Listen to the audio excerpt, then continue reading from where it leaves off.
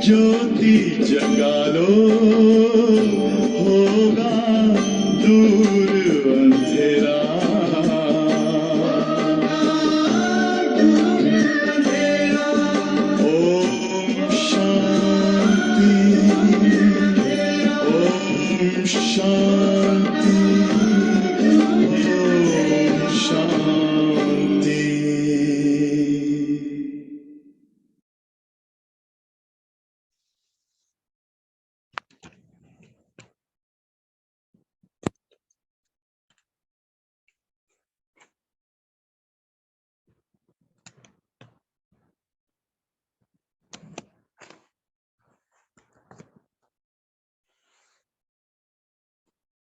ओम शांति।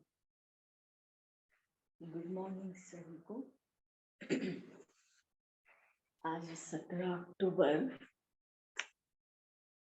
2023 की वाणी है। चलिए सुनते हैं मधुर महावाक्य। आज के महावाक्य है, मीठे बच्चे, तुम आत्माओं को अपना अपना रथ है। मैं हूँ निराकार। मुझे भी कल्प में एक ही बार रथ चाहिए। मैं ब्रह्मा का अनुभवी वृद्ध रथ उधार लेता हूँ। हम सभी को अपना अपना शरीर रूपी रथ है। परमात्मा निराकार है, जो कि स्वरूप जन्म और मृत्यु से परे हैं, तो उनको अपना तन नहीं है, फिर भी सृष्टि के परिवर्तन के कार्य है। तो एक ही बार संगम युग पर ब्रह्मा के अनुभवी वृद्ध शरीर रूपी रथ का आधार लेते हैं। प्रश्न है, किस निश्चय के आधार पर शरीर का भान भूलना अति सहज है? किस निश्चय के आधार पर शरीर का भान भूलना अति सहज है? उत्तर है, तुम बच्चों ने निश्चय से कहा, बाबा हम आपके बन गए। तो बाबा का बनना माना शरीर का भूल जाना है। शरीर का भान जो है वो भूलना। जैसे शुभ बाबा इस रथ पर आता और चला जाता, ऐसे तुम बच्चे भी प्रैक्टिस करो इस रथ पर आने और जाने की। अशरीरी बनने का अभ्यास करो। इसमें मुश्किल का अनुभव हो ही नहीं सकता है। मुश्किल नहीं हो सकती। बाबा कहते हैं प्रैक्टिस करते रहेंगे तो अपने को निराकारी आत्मा समझ शुभ बाबा को याद करना है। गीत है, ओम नमो शिवाय। ओम शांति। तो शुभ बाबा बच्चों को इस ब्रह्मा के रथ द्वारा समझाते हैं, क्योंकि बाबा बच्चों से ही पूछते हैं, मुझे अपना रथ तो है नहीं, मुझे रथ तो जरूर चाहिए। जैसे तुम हर एक आत्मा को अपना अपना रथ है। ब्रह्मा विष्णु शंकर को भी सूक्ष्म शरीर है। ब्रह्मा विष्णु शंकर को भी अपना सूक्ष्म शरीर है। लक्ष्मी नारायण आदि आत्माओं को भी शरीर रूपी रथ जरूर है, जिसको अश्व कहते हैं। हाँ, है तो मनुष्य ही ना। मनुष्यों को ही ये बात समझाई जाती है। जानवरों की बातें जानवर जाने। यहाँ तो मनुष्य सृष्टि है, तो बाबा भी मनुष्यों को बैठकर समझाते हैं। मनुष्य में भी जो आत्मा है उनको बैठकर समझाते हैं। डायरेक्ट पूछते हैं, तुम हर एक को अपना अपना शरीर है ना। हर एक आत्मा शरीर लेती भी है और शरीर छोड़ती भी है। पुनर्जन्म तो कह देते हैं 84 लाख जन्म आत्मा लेती है, ऐसे समझा है। यह तो भूल है, जबकि तुम 84 जन्म लेकर ही बिल्कुल फा हो जाते हैं। बाबा कहते हैं 84 जन्म में ही हमारी हालत ये हो गई है, तो 84 लाख जन्म हम कैसे ले पाएंगे। तो 84 लाख जन्म नहीं, 84 जन्म हम मनुष्य आत्माओं के होते हैं। तो कितने तंग हो गए हैं। तो 84 लाख जन्मों की बात नहीं है, ये है मनुष्यों के गपोरे। बाबा समझाते हैं तुम आत्माओं का भी अपना अपना रथ है, मुझे भी रथ चाहिए। मैं तुम्हारा बेहद का बाप हूँ। गाते भी है पतित पावन ज्ञान का सागर। तुम और कोई को पतित पावन नहीं कहेंगे, लक्ष्मी नारायण आदि को भी नहीं कहेंगे। पतित सृष्टि को पावन बनाने वाला अर्थात पावन सृष्टि स्वर्ग का रचयिता परम पिता परमात्मा बिगर कोई हो नहीं सकता। सुप्रीम फादर वही है। बाबा जानते हैं तुम नंबरवार पत्थर बुद्धि से पारस बुद्धि बन रहे हो। बाहर वाले मनुष्य यह नहीं जानते, तो बाबा समझाते हैं मुझे भी जरूर रथ चाहिए। मुझ पतित पावन को जरूर पतित दुनिया में आना पड़े। प्लेग की बीमारी होती है तो डॉक्टर को प्लेगियों के पास जाना पड़ता है। तो बाबा कहते हैं तुम्हारे में 5 विकारों रूपी बीमारी फैली हुई है, जो आधा कलप की है। मनुष्य तो दुख देने वाले हैं। 5 विकारों से तुम बिल्कुल पतित बन गए हो। तो बाबा समझाते हैं मुझे पतित दुनिया में ही आना पड़े। पतित को ही भ्रष्टाचारी कहा जाता है और पावन को हमेशा श्रेष्ठाचारी कहते हैं। तो बरोबर तुम्हारा भारत पावन श्रेष्ठाचारी था जब लक्ष्मी और नारायण का राज्य था। जिसकी ही महिमा गाते हो सर्व गुण संपन्न, वहां सब सुखी थे। यह तो कल की बात है। बाबा कहते हैं मैं आऊं तो कैसे आऊं, किसके शरीर में आऊं। पहले तो मुझे प्रजापिता चाहिए। सूक्ष्म वतन को यहाँ कैसे ले आ सकता, वह तो फरिश्ता है ना। उनको पति दुनिया में ले आऊं, यह तो दोष हो जाए। कहेंगे मैंने क्या गुनाह किया। तो बड़ा बाबा रमणीक बातें करके हम बच्चों को समझाते। समझेगा भी वही जो बाबा का बच्चा बना होगा। तो घड़ी घड़ी बाबा बच्चों को समझाते हैं कि मुझे याद करो। बाबा कहते हैं मैं आता ही तब हूँ जब धरती पर बहुत विकर्म अधर्म बढ़ जाता है। कलयुग में मनुष्य कितने विकर्म करते हैं। तो बाबा पूछते हैं बच्चे बताओ मैं आऊं तो किस तन में आऊं। मुझे भी चाहिए जरूर वृद्ध अनुभवी रथ। यह जो मैंने रथ लिया है बरोबर इनके बहुत गुरु हुए हैं। शास्त्र आदि पढ़ा हुआ है।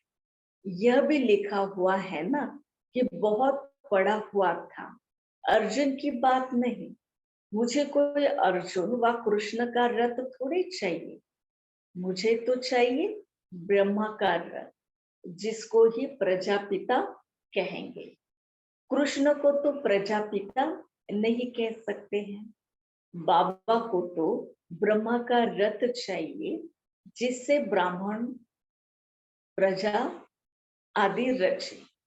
तो ब्राह्मणों का सर्वोत्तम कुल है, विराट रूप में भी दिखाते हैं। देवता, क्षत्रिय, वैश्य, शूद्र आदि तो ब्राह्मण कहा गए, ये किसी को पता ही नहीं। देखो, ब्राह्मण है ऊंचे ते ऊंची चोटी, चोटी तो छोटी हो तभी समझा जाता है यह ब्राह्मण है। सच्ची सच्ची चोटी तो तुम्हारी है, तुम राजऋषि बड़ी चोटी वाले हो। ऋषि उनको कहा जाता है जो पवित्र रहते हैं। पवित्र को हमेशा क्या कहते हैं? ऋषि कहते हैं, मुनि कहते हैं। तो बाबा कहते हैं कि हठयोग मुक्ति के लिए हठयोग की तपस्या करते। शुभ बाबा तुम्हें तो राजयोग सिखाते हैं। तो शुभ बाबा के तुम बने हो, बाबा के पास जन्म लिया है। अगर ऐसा समझे तो भी शरीर का भान बिल्कुल खत्म हो जाना चाहिए। जैसे शुभ बाबा निराकार इस रथ में है, तो तुम भी अपने को निराकार आत्मा समझो। बाबा कहते हैं मुझे याद करो, वापिस घर चलना है ना। तुम तो पहले अशरीरी थे, देवी देवताओं का शरीर लिया था, फिर क्षत्रिय, वैश्य, शूद्र ऐसे उतरते आ गए। अभी तुमको फिर अशरीरी बनना है। तुम मुझ निराकार को ही कहते हो। बाबा, अभी हम आपके बने हैं, हमको वापस जाना है। देह को तो ले नहीं चलना है ना, देह को तो यहाँ ही भूल जाना है। तो हे आत्माएं, अब मुझ बाप को और स्वीट होम को याद करो। मनुष्य जब विलायत से लौटते हैं तो कहते हैं चलो अपने स्वीट होम भारत में चलो। तो जहां जन्म लिया था वहां फिर क्या करते हैं? लौट कर आते हैं। तो मनुष्य मरते हैं तो जहां जन्म लिया था फिर उसको वहां लेकर जाते हैं। जहां जन्म लिया है तो वहां लेकर जाते हैं, वहां उनका क्रियाक्रम करते हैं। तो बाबा कहते हैं स्वीट होम कितना प्यारा होता है। स्वीट होम की याद सबको आती है। तो बाबा कहते हैं मेरा जन्म भी भारत में है, शिव जयंती भी मनाते हो। मेरा नाम तो ढेर सारे रखे हुए हैं। कहते हैं हर हर महादेव, सबके दुख काटने वाला। यह भी मैं ही हूँ, है ना। सबके दुख हरने वाला, काटने वाला एक ही शुभ परमात्मा है। तो वह भी मैं ही हूँ, शंकर नहीं। ब्रह्मा सर्विस पर हाजिर है और फिर स्थापना जो करते हैं वही विष्णु के दो रूप से पालना भी करते हैं। मुझे प्रजापिता जरूर चाहिए। आदि देव का मंदिर भी है ना। आदि देव किसका बच्चा है? कोई बताए? उनका बाप कौन था? आदि देव प्रजापिता ब्रह्मा, है ना, ये भी शिव का ही बच्चा है। जगत पिता जगत अम्बा, इनके भी यादगार मंदिर बनाए हुए हैं। तो इस आदि देव ब्रह्मा के रथ में बाबा ने बैठकर ज्ञान सुनाया है। जगत पिता जगत माता, तो कोठरी में सब बच्चे बैठे हैं। सभी का मंदिर तो नहीं बनाएंगे, मुख्य है 108 की माला। तो 108 कोठरियां बना दी हैं। सभी मंदिर में पूजे जाते हैं। मुख्य शुभ बाबा, फिर ब्रह्मा सरस्वती युगल। वह शुभ बाबा फूल है, उनको अपना शरीर नहीं है। ब्रह्मा सरस्वती को भी अपना रथ है, शरीर है।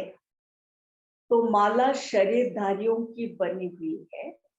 सब माला को पूजते हैं, पूज कर पूरा करेंगे, फिर शिव बाबा को नमस्कार करेंगे, माथा झुकाएंगे, क्योंकि उसने इन सबको पति से पावर बनाया है, इसलिए माला को क्या करते हैं, फेरते हैं, पूजा करते हैं।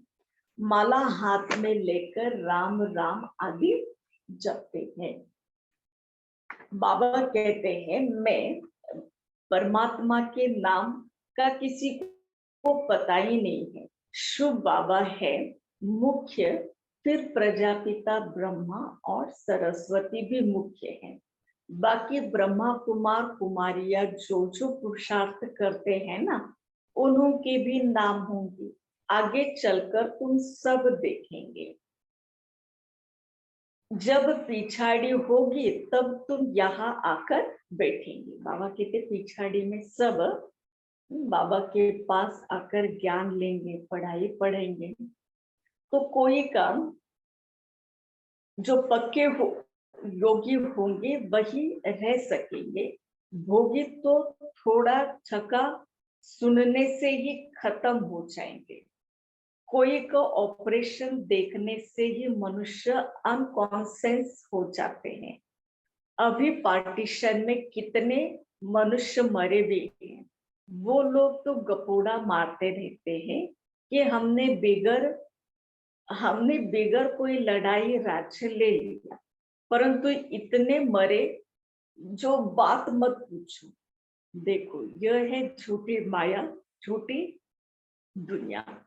अभी सच्चा बाबा बैठ तुम बच्चों को सच सुनाते हैं। बाबा कहते हैं मुझे रथ भी तो जरूर चाहिए ना, तो मैं बड़ा यह अनुभवी रथ लेता ब्रह्मा का, फिर इनके द्वारा तुम सबके ब्राह्मणों की रचना होती है ब्रह्मा मुख द्वारा। तो बाबा ब्रह्मा मुख वंशावली, सरस्वती तो ब्रह्मा की बेटी हो गई। मम्मा तो जवान है, ब्रह्मा तो बूढ़ा है। सरस्वती जवान, ब्रह्मा की स्त्री शोभती भी नहीं है, तो हाफ पार्टनर कहला न सके। अभी तुम सारी बातें समझ गए हो। बाबा कहते हैं मुझे इस ब्रह्मा का शरीर लोन लेना पड़ता है, उधार लेना पड़ता है। ब्राह्मणों को खिलाते हैं तो वह आत्मा आकर शरीर ब्राह्मण के शरीर का आधार लेती है। आत्मा वह शरीर छोड़कर आती है क्या? नहीं। यह तो बच्चों को समझाया है कि ड्रामा में साक्षात्कार की रस्म रिवाज पहले से ही नूंद है। यहाँ भी बुलाते हैं। ऐसे नहीं आत्मा शरीर छोड़कर फिर आएगी, नहीं, ये ड्रामा में नूंद है। बाबा के लिए तो यह रथ नंदीगण है, नहीं तो शिव के मंदिर में बैल क्यों दिखाते हैं? तो ये किसका यादगार है? ब्रह्मा जी का यादगार है, जो हाजी का पाठ करते थे पक्का। तो सूक्ष्म वतन में शंकर के पास बैल कहाँ से आए? वहां तो है ही ब्रह्मा विष्णु शंकर, और युगल दिखाते हैं, प्रवृत्ति मार्ग भी दिखाते हैं। बाकी वहां जानवर आदि कहाँ से आया? मनुष्यों की बुद्धि कुछ भी काम नहीं करती, जो आता सो कहते रहते हैं, जिससे waste of time, waste of energy होती है। तो तुम कहते हो हम सो पावन देवता थे, फिर पुनर्जन्म लेते लेते हम पुजारी बन गए।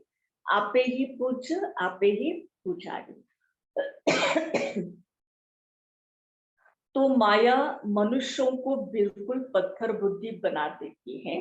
हम सो का अर्थ यह नहीं कि हम आत्मा सो परमात्मा है, नहीं, हम सो ब्राह्मण सो देवता बनते हैं, तो पुनर्जन्म लेते आएंगे ना।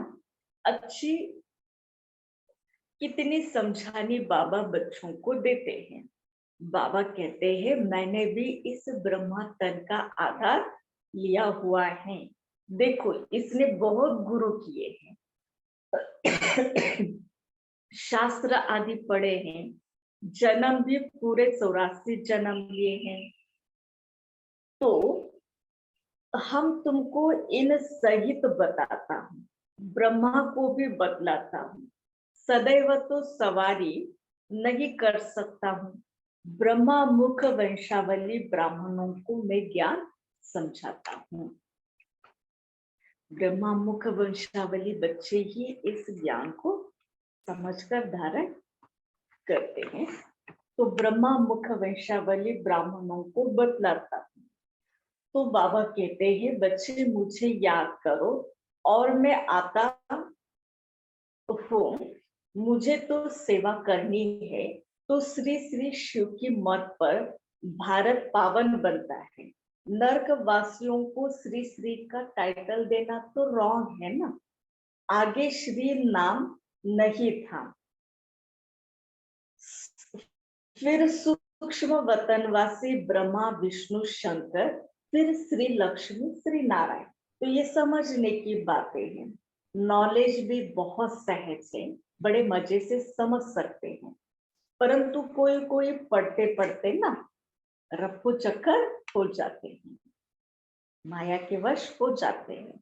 माया बाबा से हाथ छोड़ा देती है। दुकान भी नंबरवार है। बड़ी दुकान में जरूर अच्छे सेल्समैन होंगे, छोटे छोटे काम होंगे। तो बड़ी दुकान पर जाना चाहिए जहां महारथी हो। माताओं को तो टाइम बहुत रहता है। पुरुषों आदि को बहुत धंधे धूरी में आदि काम करना पड़ता है, धंधा धूरी आदि होता है। तो बाबा कहते माताएं कितनी फ्री है ना। तो फ्री है तो क्या करना चाहिए, पूरे सेवा में लग जाना चाहिए।